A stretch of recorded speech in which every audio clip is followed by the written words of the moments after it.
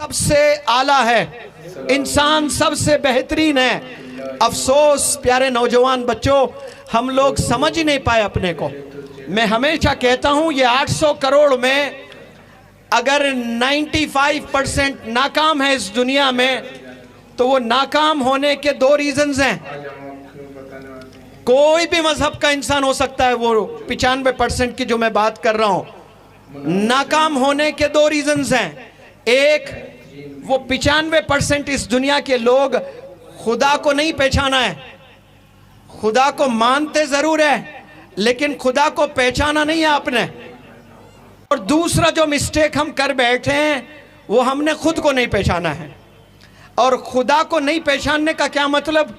खुदा की ताकत को हमने नहीं समझा, खुदा की रहमत को हमने नहीं समझा, खुदा की अजमत को हमने नहीं समझा, खुदा की बरकत को हमने नहीं समझा। आप अमीर तरीन इंसान हैं, आप 25,000 का शर्ट पहने हैं और 3 दिन में आपका प्रेस कर रहे हो और शर्ट जल गया है। इसका मतलब आपके पैसों में बरकत नहीं है, अल्लाह ने बरकत नहीं डाली है। ऐसे कई कपड़े ले रहे हैं, आपके कपड़े गुम हो जा रहे हैं। किसी ने एक चप्पल खरीदा है, 3 साल से उसके चप्पल खराब ही नहीं हो रहे हैं। तो आपकी कमाई में अल्लाह ने बरकत डाली है, तो खुदा की बरकत को भी आपने समझना है। लोगों ने करोड़ों कमाए पैसे, उनके खानदान में सब लोग बीमार और हॉस्पिटल में हैं, कमाई में बरकत नहीं है। कोई गरीब है लेकिन कोई बीमारी नहीं है, तो अल्लाह ने उनकी कमाई में बरकत डाला है। इस अल्लाह की बरकत को हमने समझना है, अजमत को हमने समझना है, ताकत को हमने समझना है, रहमत को हमने समझना है। अब ये रहमत क्या है? आप, मैं और इस स्टेज पर जितने बैठे हैं बड़े बड़े पर्सनैलिटीज़, हमें अगर 3 दिन खाना पानी ना दें, मरने के करीब हो जाएंगे हम लोग। यस और नो? एक इंसान, साइंस कहता है 11 दिन से ज़ायद नहीं जी सकता। अगर उसमें विल पावर होता है, उसका ज़बरदस्त विल पावर है, तो वो 11 दिन बिना खाए बिना पिए जी सकता है। और 3 दिन में कई लोग मर जाते हैं। कोई 4था दिन मर जाएगा, कोई 5वें दिन मौत हो जाएगी, किसी की 10वें दिन मौत हो जाएगी। इस तरह बमुश्किल 11 दिन इंसान जी सकता है बिना खाए बिना पिए। कुछ ऐसे भी जानवर है इस दुनिया में, आप लोग जानते होंगे, पोलर रीजन्स होते हैं जहां सर्दी होती है ना, -50 -100 भी होती है। यहाँ तो महाराष्ट्र में, गुजरात में, मैं साउथ इंडिया से आता हूँ, वहाँ हमें स्वेटर खरीदने की भी ज़रूरत नहीं पड़ती है दिसंबर जनवरी में। जिनको अल्लाह ने पैसे दे रखा है, वो सोशल मीडिया पर देखते हैं कि मध्य प्रदेश के लोग ने स्वेटर पहन रखा है, कश्मीर के लोगों ने स्वेटर पहन रखा है, दिल्ली के लोगों ने स्वेटर पहन रखा है, तो वो लोग भी स्वेटर खरीद लेते हैं। लेकिन सर्दी ऐसी नहीं होती है यहाँ पर। लेकिन कुछ ऐसे इलाके हैं जहाँ -100 होता है। वहाँ आप और मैं, जिस लिबास में हम लोग हैं, 1 सेकंड के लिए भी अगर घर से बाहर निकलते हैं तो आइस बन जाते हैं हम लोग। यानी हाथ फिर जिंदगी में इस्तेमाल नहीं आएगा, पैरालाइज्ड हो जाएगी पूरी बॉडी, हम लोग मर जाएंगे, इतनी सर्दी होती है। वहाँ हैदराबाद जुबान में रींच कहते हैं, जिसको भालू भी बोलते हैं, BEAR, बियर्ड भी कहते हैं। -50 डिग्रीज में वो शिकार नहीं कर सकता है, वो ओपन जिंदगी नहीं गुजार सकता है। पहाड़ों के गुफाओं में ऐसे गुम हो जाते हैं, 6-6 महीने तक वो बिना खाए बिना पिए पहाड़ों के सुरंगों में जाकर जिंदगी गुजारते हैं। 6 महीने तक एक पानी का बूंद उन्हें नहीं मिलता है, खाने का एक निवाला उनके किस्मत में मैसर नहीं होता है।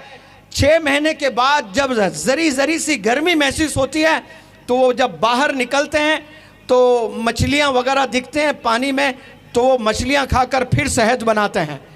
तो ये जो 6 महीने पहाड़ों के सुरंगों में जो ज़िंदगी गुजारी है, बिना खाए बिना पिए फिर भी ज़िंदा है, ये कैसे ज़िंदा है? मेरे और आपके रब के रहमत की वजह से ज़िंदा है। हम लोग 3 दिन में मर जाएंगे, 4 दिन में हमारी मौत वाक़ई हो जाती है। तो आज हम लोगों ने अल्लाह की रहमत को नहीं समझे हैं, अल्लाह की मोहब्बत को हमने नहीं समझा है, अल्लाह की ताकत को हमने नहीं समझा है। और दूसरी चीज़, हमने खुद को नहीं पहचाना है। प्यारे नौजवान बच्चों बच्चियों जितने यहाँ पर बैठे हैं, शायद आज 14वीं का चांद है। आप सब लोग से मैं गुजारिश करता हूं कि अपने चेहरे आसमान की तरफ फेरें, देखें खूबसूरत 14वीं चांद या जो भी है, एक तरफ सब लोग देखें चांद को। और चांद कितना खूबसूरत है। एक दफ़ा आप जैसे ही कुछ लड़कियां, मैं आगरा में वर्कशॉप कर रहा था, 22 दिन के बाद होटल में कुछ प्रोग्राम्स से पढ़ाने के लिए परमिशन नहीं था, शादियां वगैरह थी, बुक थी, छुट्टी मिली। सारे बच्चों ने गुजारिश की कि सर आज हम लोग ताजमहल देखने चलते हैं। दूर दूर से आए थे, अलग अलग स्टेट से आए थे। मैंने कहा कि चलो, सबको ले गया ताजमहल दिखाने के लिए। और जब मैं लेकर गया, कुछ आप जैसी ही बच्चियां मेरे पास आई, सर हम लोग एक फ़ोटोग्राफ लेना चाहते हैं और बैकग्राउंड पीछे ताजमहल हो। तो हम सब ने खड़ा ताजमहल के पास फ़ोटो लेने के लिए। फिर मैं लड़कियों को ख़रीब किया और मैंने सवाल किया कि बच्चों, ये जो ताजमहल है ये खूबसूरत है या फिर आप खूबसूरत है? तो एक लड़की ने मुस्कुराते हुए हंसते हुए जवाब दिया, ये भी कोई सवाल है सर, ताजमहल तो 7th वंडर है, हम कहाँ ताजमहल कहाँ। तो मैंने कहा कसम खुदा की, आप ताजमहल से कई गुना ज़्यादा खूबसूरत हो। तो वो लड़कियां कह रही थी कि सर आप झूठ बोल रहे हैं, हमें खुश करने बोल रहे हैं। मैंने कहा मैं झूठ नहीं बोल रहा हूँ और मेरी बातों में वज़न है। मैं आपको समझाता हूँ और आप लोग भी सुन लो। यहाँ जितने बच्चियाँ बैठी हैं, उस चांद से भी खूबसूरत आप लोग हैं, ताजमहल से भी ज़्यादा खूबसूरत आप लोग हैं। एमएलए साहब वो क्यों खूबसूरत है मैं अभी आपको बताता हूँ और आप यस बोलेंगे, क्योंकि Taj Mahal is handmade and these girls are God made. इनको रब ने बनाया है, इनको अल्लाह ने बनाया है, ताजमहल को मजदूरों ने बनाया है। अब बताओ कितने स्पेशल हुए आपने। तो आपने खुद को नहीं पहचाना है। जब इंसान खुद को नहीं पहचानता है, 800 करोड़ लोग भी अगर मदद करने आ जाएं आपकी, आप कामयाब नहीं हो सकते। कामयाब होने के लिए पहला जो कदम है ना, वो इंसान खुद को पहचानना पड़ेगा कि मैं अल्लाह का ब्लेस्ड इंडिविजुअल हूँ। मुझे अल्लाह ने कुछ गज़ब करने के लिए दुनिया में भेजा है। मुझे इस दुनिया में डांस करते हुए, गाने गाते हुए, गंदे काम करते हुए, इंस्टाग्राम पे फॉलोअर्स बनाने के लिए पैदा नहीं किया अल्लाह हम लोगों को।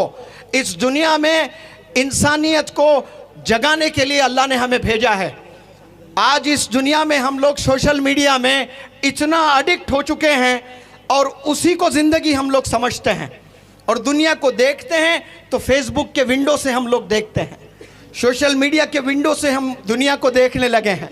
और इतना एडिक्शन हो गया है कि मोहब्बत अपने वालिदैन से करना छोड़ बैठे हैं।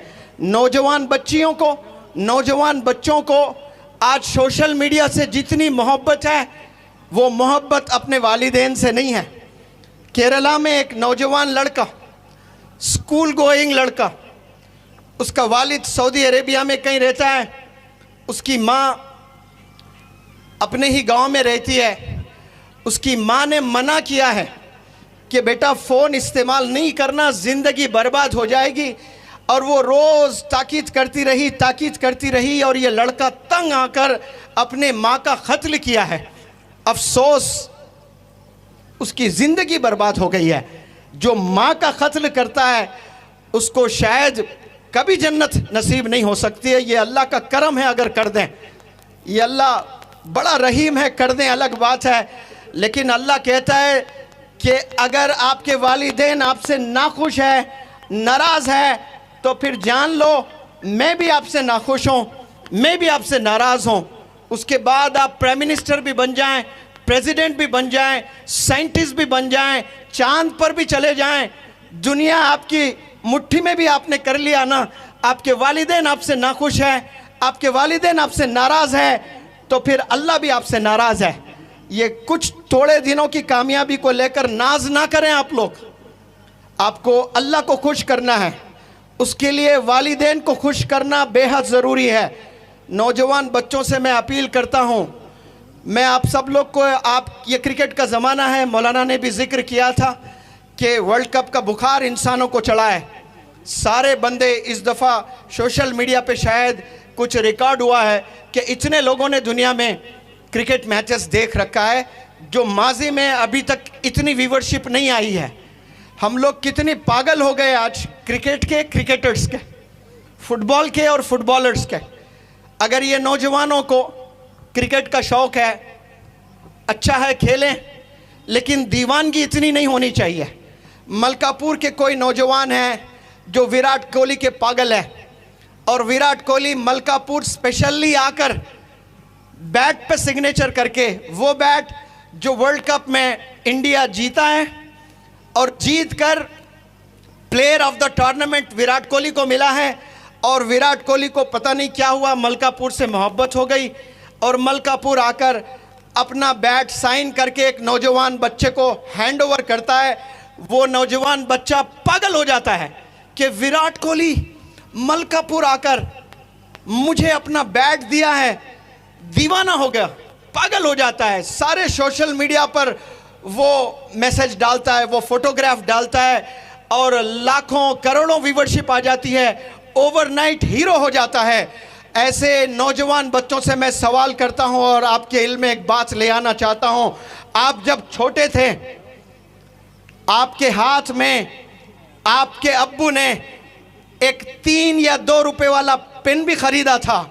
कसम खुदा की, ऐसे 1 करोड़ बैट भी अगर विराट कोहली देगा आपके अब्बू के पेन के आगे वो कुछ नहीं है।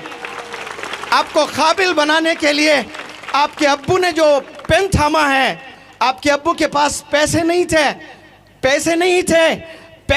थे, फिर भी मेहनत करके अब्बू ने 1 पेयर ऑफ शूज़ आपको दिलाया कि मेरा बच्चा चप्पल पर नहीं, मेरा बच्चा शूज़ पहनकर स्कूल जाएगा, मेरा बच्चा बैग हाथ में पकड़ कर जाएगा। ऐसे भी वालिदैन हैं जो हेल्पलेस हैं, जिनके पास कुछ नहीं है। उन्होंने अपने बच्चों को हेल्पलेस सिचुएशन की वजह से हाथों में झाड़ू थामा है, हाथों में नहीं भाई, झाड़ू थामा है, इस पे क्लैप्स नहीं होना चाहिए।